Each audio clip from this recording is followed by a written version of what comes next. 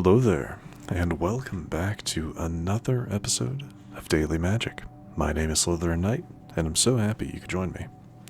So today's daily is to cast 20 white or red spells. Does kind of seem like we've seen that a fair bit recently.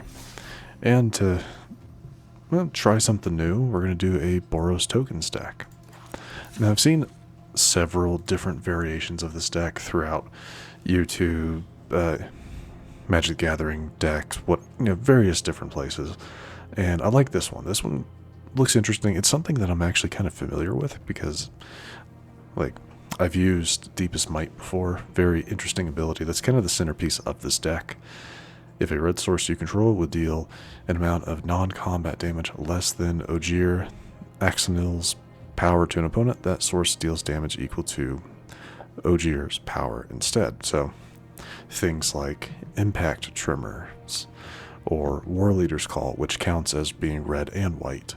Both of those would be doing 4 damage instead of 1, I believe. I believe that's how it works. Because I remember one of the times I used this deck, where I used something similar to this, I had a bit of trouble with the with it actually working. Like where the non-combat damage would deal 4 damage, or I was confused whether or not the damage being done was during combat or not. I don't know, but I had a little bit of trouble one of the handful of times I've used this, so I'd like to give it another shot.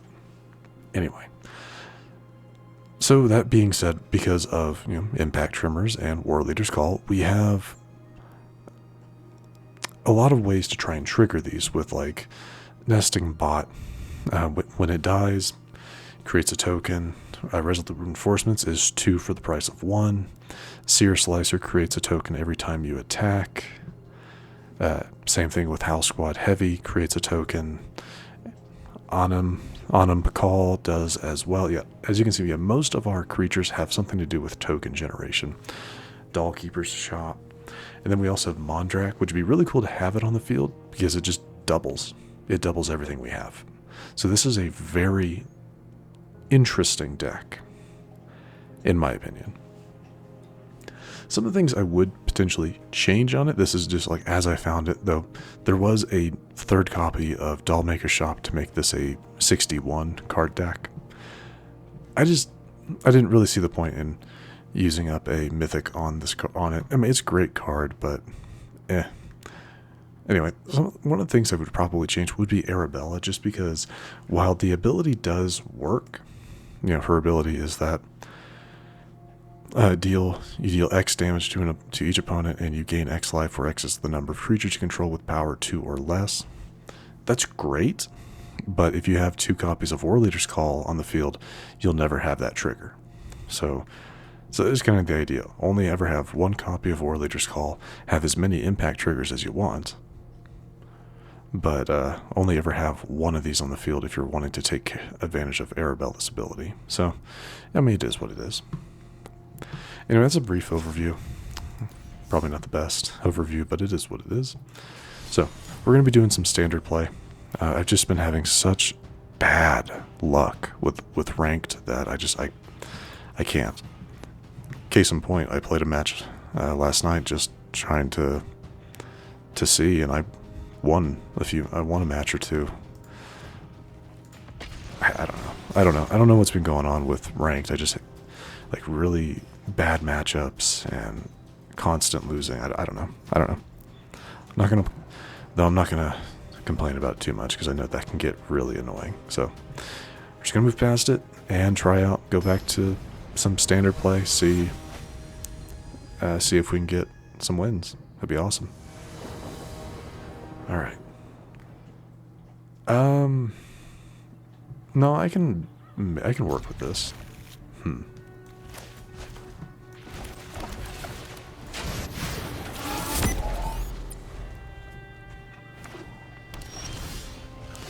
think we're going to go ahead and go with, yeah.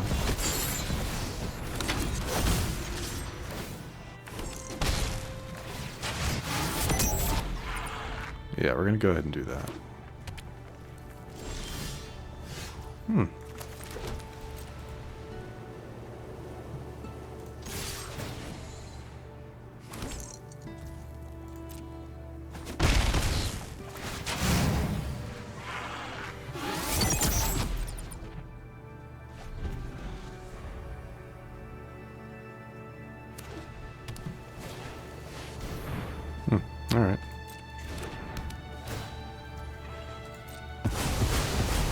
Oh, that counts the double. Oh, what? We'll just do that. Haha.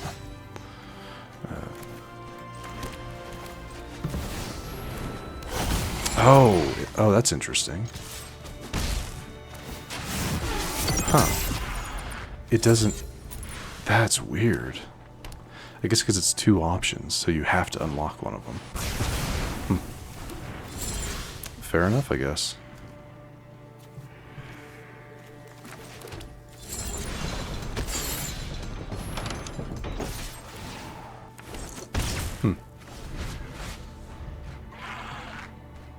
That split up's gonna be annoying.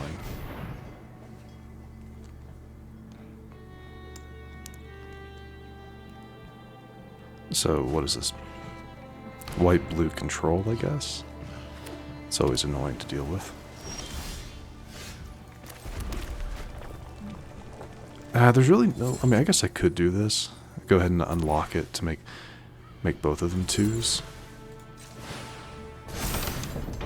Yeah.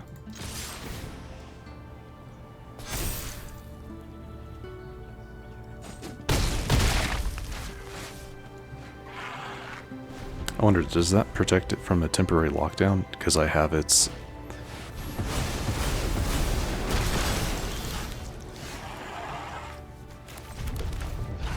Oh, good.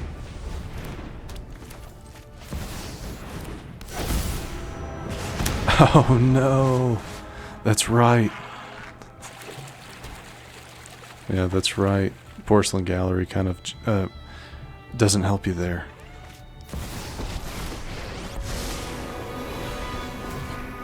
And of course it's Teferi. Hate that card. Smite. Great.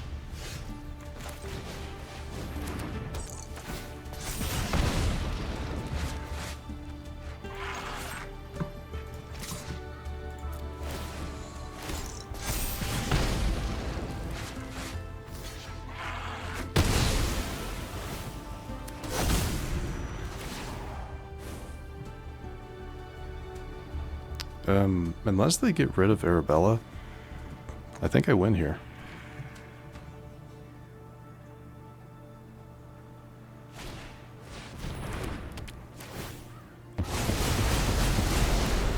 Yeah, so it does. So the Porcelain Gallery is protected. Gotcha. Okay, I could really go for a Get Lost. No, not what I needed.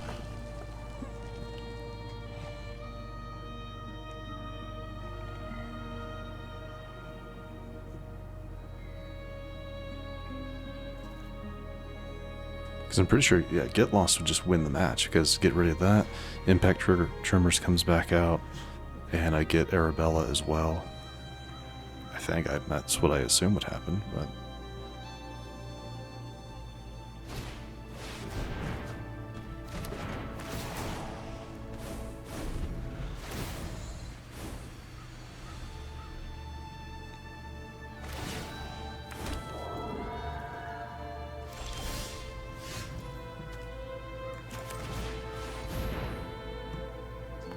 I mean, at this point, I have nothing else I can do.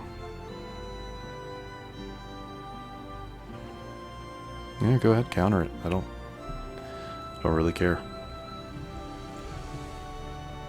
Actually, if you have counters and use them, that's great.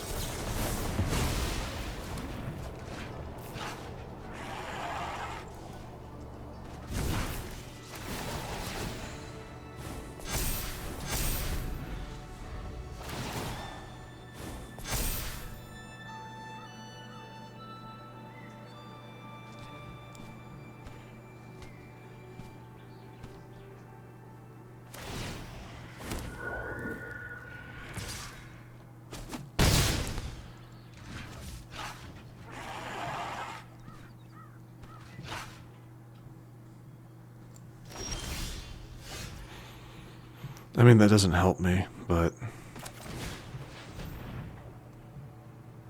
Yeah, because these guys both have vigilance, so...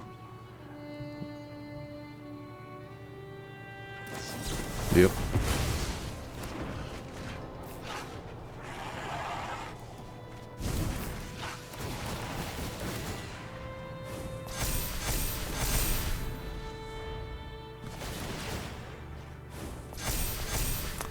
That's 13.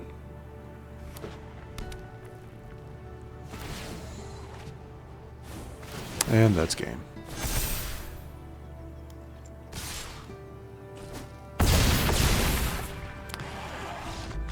Well, we almost got him. It's just those temporary lockdowns, sunfalls, yeah. Their control cards won the day for him. That's okay. We got, like I said, we got him really close. I made the mistake of, well, I don't know if it was really a mistake, but of opening up Porcelain Gallery, but no, it was a mistake because I probably would have beaten them. Yeah, probably would have beaten them with the extra damage. Now that I think about it. It's too bad. Really? Another one? Let's go ahead and get Impact Tremors out.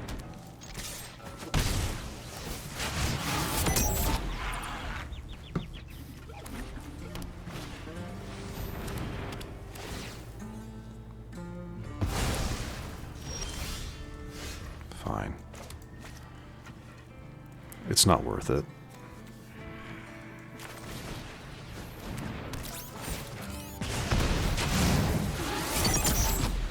Yeah, it's not worth getting rid of Glass Casket just to get a nesting bot back. I'd rather save my Get Lost for whatever they... Another one? What is wrong with you? Like, really? They must not have a whole lot of options here. We're gonna do this for 2.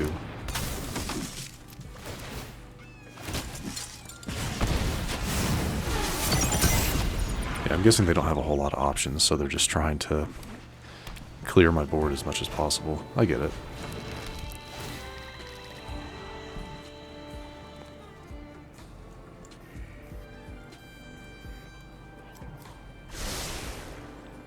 They like both things on top, okay. It's not great.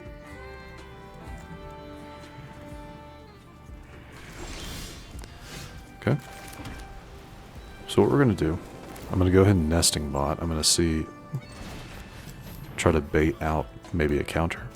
No? Okay.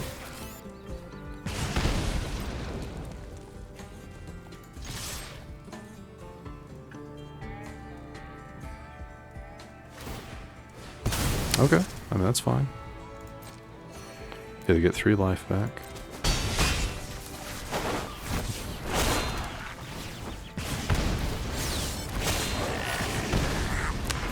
And Sunfall.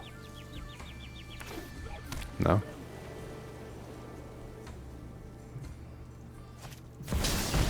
Synthesizer. Can't get rid of artifacts. Okay. So this is an artifact deck? Okay.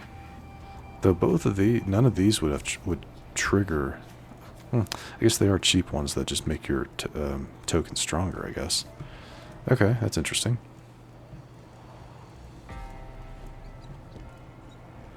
I kind of... Oh, that's right. Affinity with artifacts, yeah.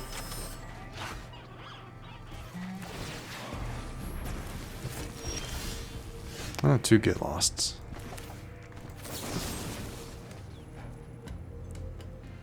Actually, if I do this, it becomes 2, 4... Yeah, 2, 4, 6... 2, 4, 6, 9... That might be enough, actually. Let's see what they do.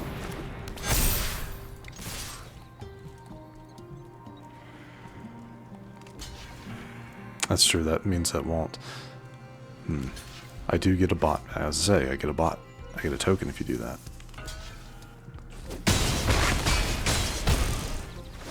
Okay. So they were smart about it.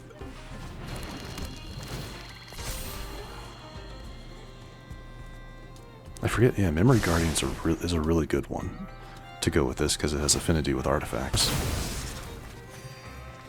So you can send it out for cheap.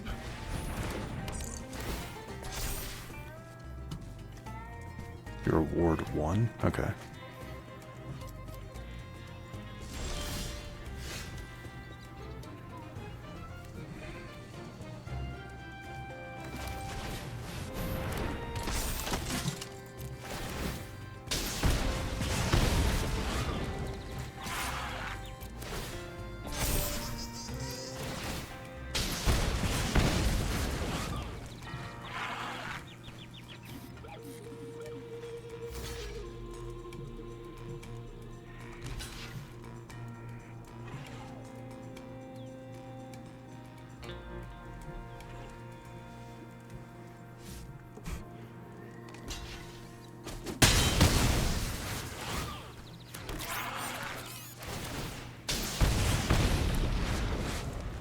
We're close.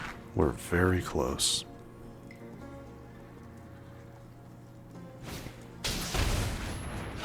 Ah, gain 3. Yep.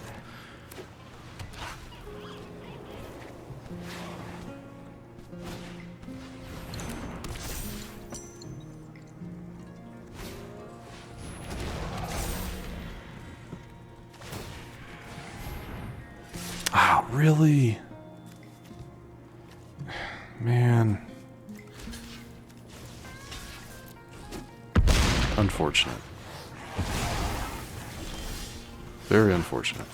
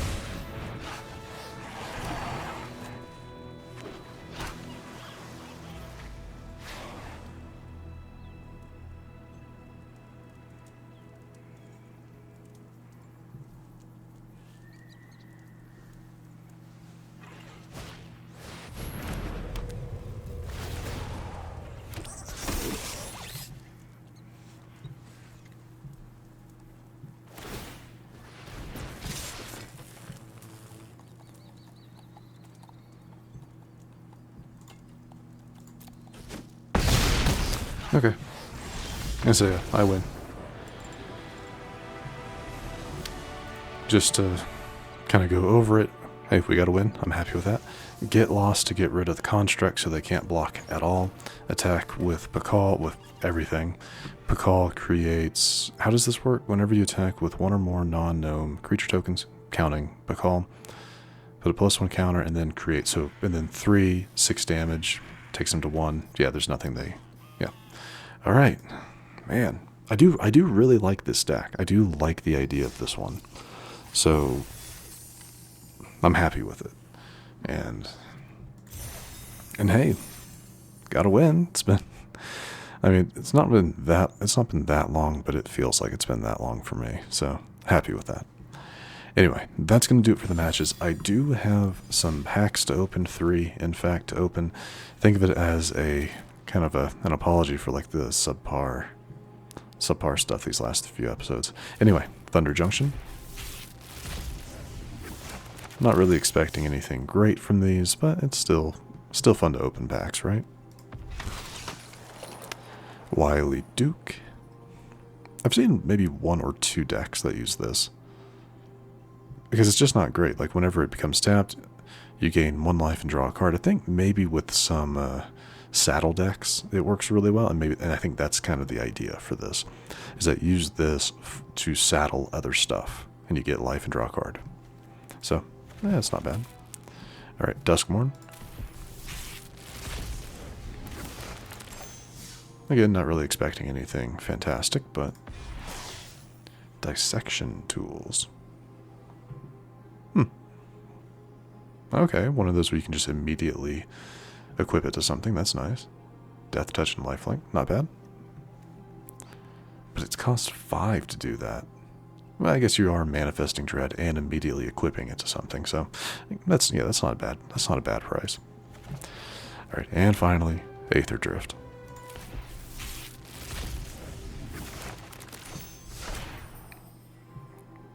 Alright.